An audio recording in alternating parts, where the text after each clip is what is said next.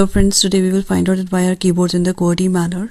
Just to find out the answers, let's get back to the 1800.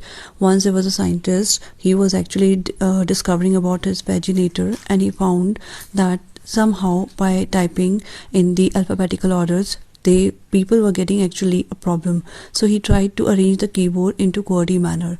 Just by arranging it into QWERTY manner, people were actually able to easily type into the typewriters and their paginators after printing out one fine day.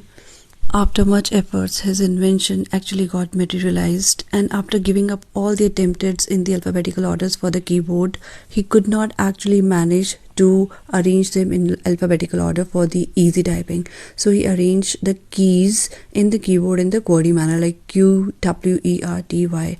And this is how people were actually getting ease onto the QWERTY typing speed. They were actually easily familiar with the QWERTY keyboards. So this is how invention of typewriter took place, and actually QWERTY keyboard conquered the world. Thank you. Bye bye.